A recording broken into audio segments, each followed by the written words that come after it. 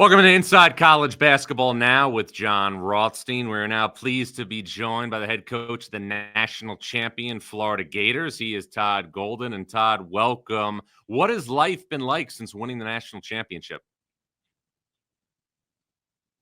It's been pretty good, my man. Pretty busy. Obviously, had to get right back out on the recruiting trail and make sure our roster was in a place where we felt like we could compete again moving forward. But we've had a lot of great experiences. Obviously, getting to go to the White House was amazing.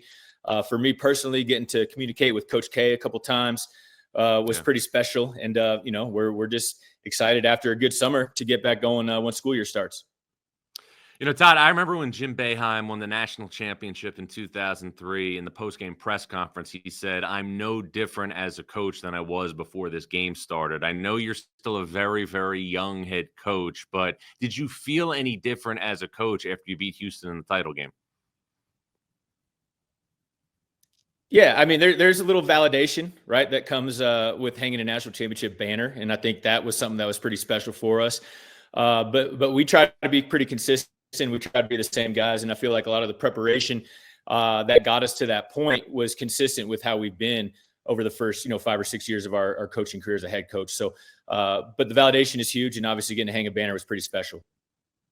Now, this group of players had not won a game together in the NCAA tournament in 2024. You lost to Colorado in the round of 64. How did this group win 6 consecutive NCAA tournament games together? I think that loss to Colorado stuck with us, and that was a game where obviously we gave up over 100 points. We didn't defend the way we needed to really be a team that could make a deep run into March. And Walter Clayton, Will Richard, and then getting Elijah Martin into this group really gave us a level of toughness and experience that allowed us to get deep into the tournament. And obviously our front court played exceptionally well. Also, our young guys, Tommy Houck, Alex Condon, Ruben Chinyelu, obviously Micah coming back off his red shirt was huge for us. And, that collection of guys really carried us all the way. You know, you had an incredible comeback against Texas Tech in the Elite Eight. You showed great resiliency against Auburn in the Final Four. And, of course, you showed great resiliency down the stretch against Houston in the title game. Why was this group so resilient?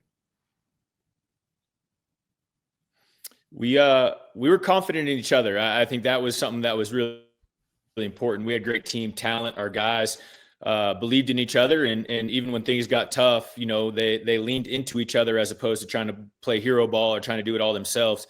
And again, the 3 seniors on the perimeter, Walt, Will, and Elijah, did a great job of steadying us.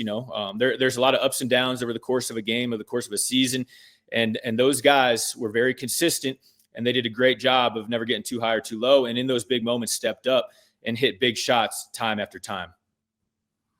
You know, Todd, one of the things I noticed, in all the big wins that you had in the NCAA tournament, you showed incredible emotion after the comeback win over Texas Tech in the Elite Eight.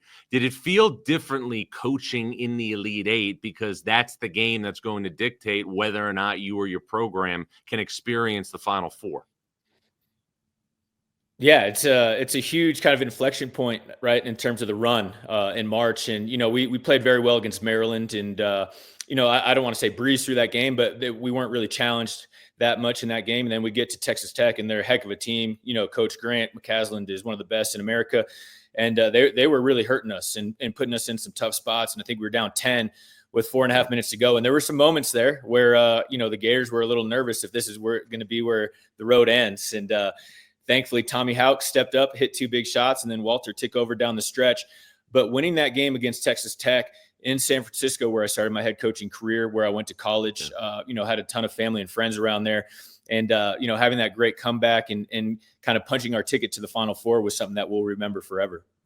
In that moment, obviously, with you showing that emotion after beating Texas Tech is the moment that I'm sure everybody will remember from the end of that game. But at the end of the next game, you grind out a win over Auburn. And when the final buzzer sounds, you have to go and shake the hand of the man who gave you an opportunity to go into power conference basketball at Auburn. What was the experience like after you beat Auburn to go down and embrace Coach Pearl?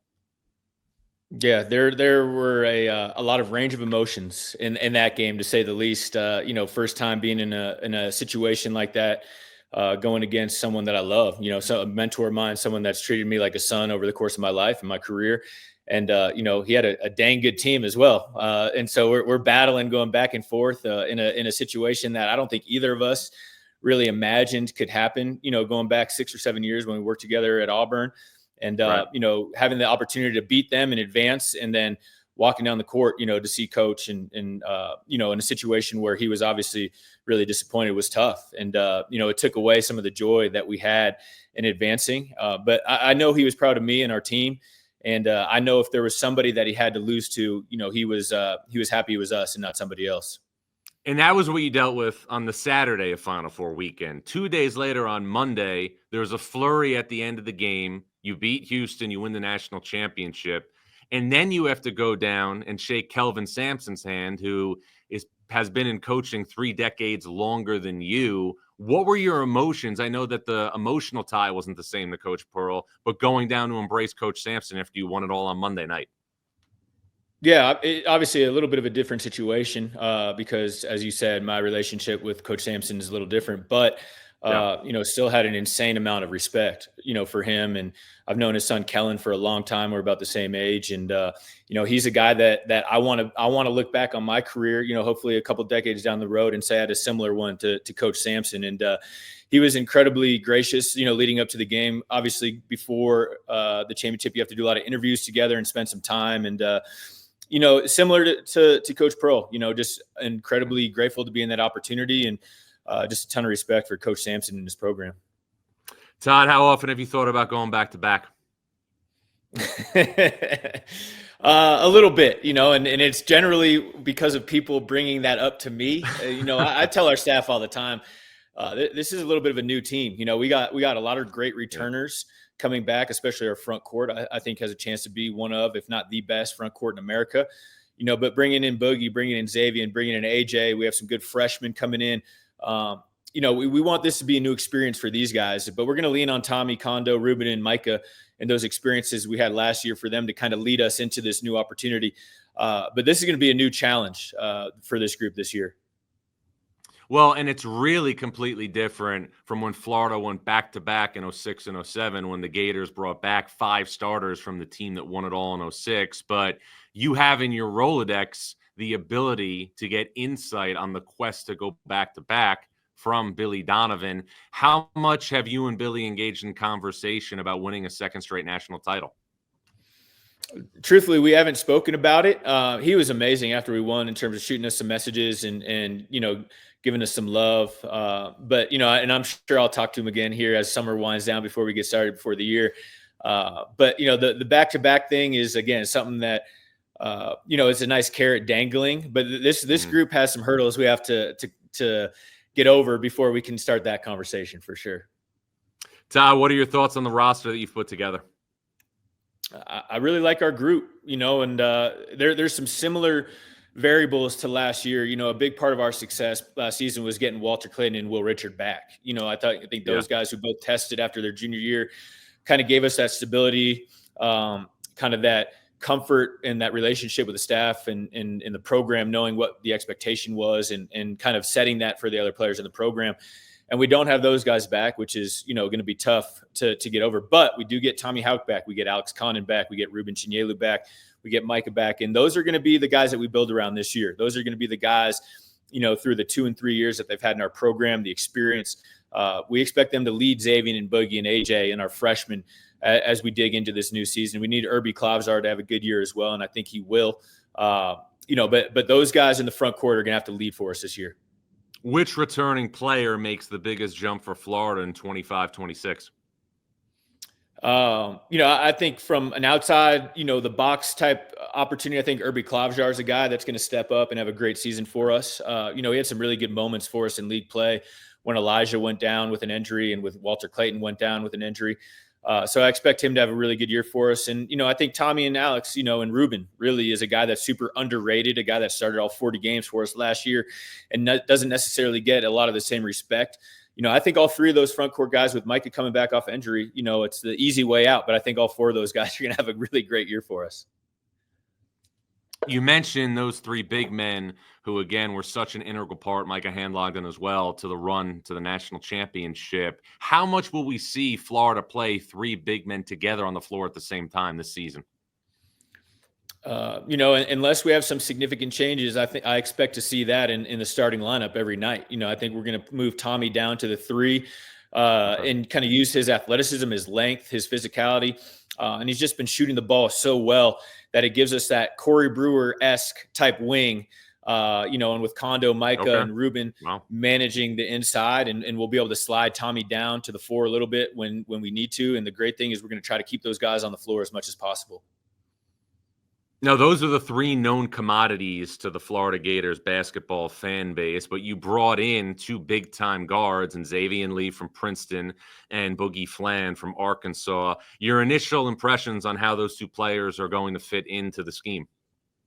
Yeah, I've been really, really impressed and really happy with both these guys. They come from different situations. Obviously, Boogie played a big role on Arkansas's team last year as a freshman and took some lumps, but I felt like played some really good basketball.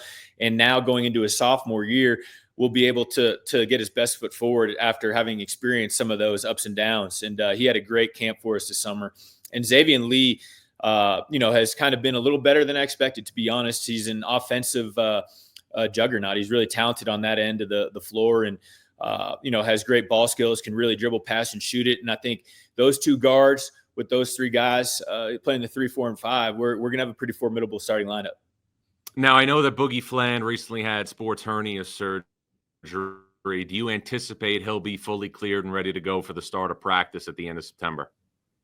Yeah, absolutely. We kind of took advantage of the timing, and he had this at the beginning of July. I think he'll be ready to go for the start of the school year in August. And again, we kind of timed it that way to make sure he had the full fall going into camp to be ready to go. Todd, which other newcomers, in addition to Lee and Fland, do you think will have the biggest roles for Florida this season? AJ Brown's a guy that, we're still figuring out. He's coming off shoulder surgery, so we'll see where he is and where he's ready to go when the start of the year starts. I think Isaiah Brown, who was on our team last year, but, played sparingly throughout league play, is a guy that has a chance to really take a step forward. And, my two young freshmen, CJ Ingram and Alex Lloyd, they're ahead of where freshmen usually are at this point. And, there's not a lot of opportunity there for them, but they'll be mixing it up. And I think both those guys are good enough to help us win early on. So I expect one of those guys to take a big step forward and kind of work their way into the rotation and help this team. Is AJ Brown with the shoulder? Is there any timetable for when you think he'll be full go? I think he'll be ready to go once practice starts. But it's an injury that's going to take some time, and the physicality piece is important. So the good thing is I think our team's deep enough that we can give him the full opportunity to recover before the start of the year. And you're going to need, obviously, all hands on deck because you've put together a tremendous non-conference schedule. You're going to open the season in Las Vegas on opening night against Arizona. You're also going to play at Duke in the ACC SEC Challenge. There's a couple of big games in San Diego and a tournament with TCU, Providence, and Wisconsin. And then the Jimmy V Classic in December against UConn and what will be a battle of the last two national champions. There's also in-state games against Miami and also Florida State. As somebody who is still a relatively young coach, what is it like for you to do bucket list type things with Florida, like play at Duke and play at Madison Square Garden against an opponent like UConn? Yeah, well, you hit it on the head. Not only is it for me, but it's for our program. Anytime you get an opportunity, to go play in Arizona on opening night, in Vegas on national TV, it's an honor for our program. And, our players want those opportunities. That game in New York against UConn is going to be a huge challenge. I know Coach Hurley's already licking his chops, ready to get us in the Garden and see what happens. Getting the opportunity to go play at Duke. I tell people all the time, I had two uncles that went to Duke. I grew up a Duke fan. So to have the opportunity to go into Cameron Indoor and compete against Jon and his team, will be a great opportunity. And it's an honor that they selected us to go play in that game. So a much more difficult schedule than we've had before. Jonathan Sapphire, will be evaluated at the end of our non-conference schedule to see if he's going to be allowed to schedule it again. But it's an incredible, like I said, it's an opportunity. This group deserves it. And as you know, when you play in the SEC, and Nate Oates has done this for a couple years now, playing incredibly difficult schedules, trying to prepare himself for league play. And I think our program's at the point where we can handle it. Now, another game that's obviously going to be highly anticipated is when Florida plays Kentucky. Now, Denzel Aberdeen, who hit the free throw in the final seconds to give you a 2-point lead over Houston in the title game, has transferred from Florida to Kentucky. Emotionally, what do you think it's going to be like for you and your staff to coach against a player in a conference game who played such a key role on a national championship team? Yeah, it's going to be different. I think Denzel's a great young man, and we're grateful for the time, that he spent in our program, and obviously helped us win a national championship last year, and took advantage of the new world of college basketball and free agency, and had a program like Kentucky, that was able to come in here and take advantage, or give him an opportunity, both from a basketball standpoint and financially. That was probably a little too good for him to turn down. Right. But he's going to have to come back into the O-Dome and get received by our fans. And, our staff will be ready to compete against Denzel. And I think Denzel will be ready to compete against us. He's a great young man and a good player. But it's a great example of what 2025 in college basketball is like. We had to play against Riley Kugel last year at Mississippi State, who was a Gator for a few years. So it's something that you're starting to see more and more. But again, Denzel is a great, great guy. And we're not necessarily happy to see him in Kentucky blue, but we're going to be ready to compete against him. I can promise you that. Todd, I've been asking all coaches this question, and they're a lot older than you are, and they've been coaching a lot, longer than you have. But coaches always look and remember tough losses much more than they remember great wins. I know you just won the national championship, but I'm curious. Forget about this past season because you had so many big wins, or just forget about the NCAA tournament. Give me a memorable win from your head coaching career, and give me a loss that still sticks with you. I'll go back into the early days, at San Francisco. In year 2, we got into Bubbleville and got to play against Virginia when they were the defending national champions at that time. I think they were 3rd or 5th in the country, and we went in there and we were able to beat them in the Mohegan Sun, which is an incredible game for us and kind of gave us a big lift in our program at that time. Losses, that we've had some tough ones of those as well. We were up 23 at home against St. Mary's my last year at San Francisco. We lost that game. That was a tough one. And then one that we used to our advantage was this past year at Georgia. We were down 24 in the first half, came back to take a 2-point lead with a minute to go and lost that game. And that was one that we were disappointed about. We felt like, we should not have lost that game, but we used it as a learning experience and ended up winning our last 12 games of the year and hanging a banner after that. So it was a good game to kind of learn from as we got down into the end of our schedule. But those are the ones that would quickly come to my mind for sure.